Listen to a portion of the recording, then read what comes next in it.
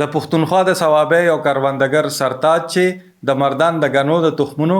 پیداوار سیړنیز مرکز ته راغلی دی وایي چې پخوا به 77 قسم غنې کرلو خو ولې یو کال وړاندې پیداوار کم کړی دی نو اوس هغه د مردان د سیړنې ادارې نه پیدا شوي تخمونه کر شروع کړی دی چې نه یوازې پیداوار یې زیات دی بلکې خرچې په هم کم راځي. مردان 93 में करले दे और 1827 में करले दे نو ماشاءالله چې خپل 1827 خوري خپل چې کم دی ریزلټ ته ډېر خپل مطمئن یم ان شاء الله تعالی چې کال به ډېر د خیره خو موږ چې نور ته خو یو چې اغم چې کم دی لکه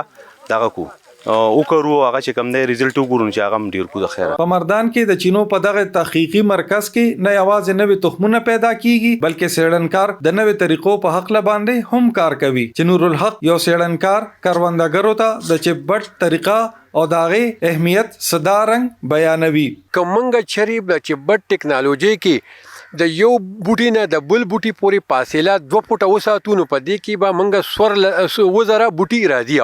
او کو دا فاصله منګه یو نیم فوټ وساتو نو منګ سره به 9.5 زره بوټي راځي او کو دا فاصله چری منګه یو فوټ وساتو نو منګ سره به 14 زره بوټي راځي او دا 14 بوټي منګ د چپبټ طریقه چې کم 2 مرلې نرسري وکړو دا غې نه منګه دومره بوټي اغستې شو چې منګه په یو ایکړ په اسانه باندې شو.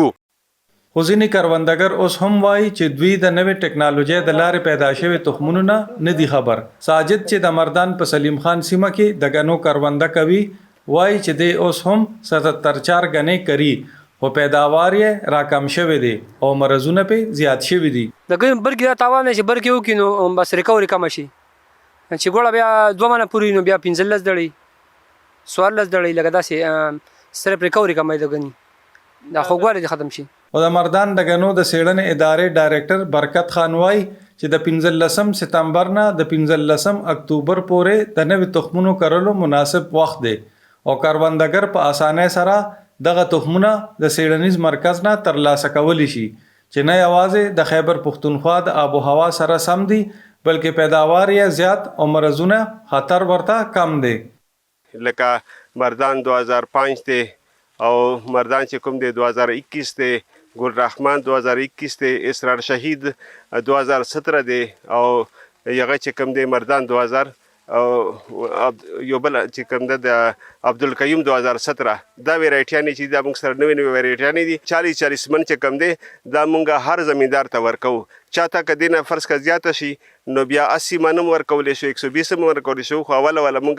40 من فی کس د هر زمیندار ته موږ ورکو دا شروع کړی دا. د سیړونکو تر مخه د کال 2015 نه را پدې خوا د غنی په پیداوار کې کمی را مخته کیږي. دوی وایي چې د پاکستان د نور صوبو په پرتله پښتونخوا کې د غنی پیداوار کم دی او وایي که سیړنیزو ادارو لخوا جاری شوی تخمونه وکړل شو نو د غنی په کم پیداوار قابو منتلی شي. ملک وقاص، وایس آف امریکا، D1 نیوز، مردان.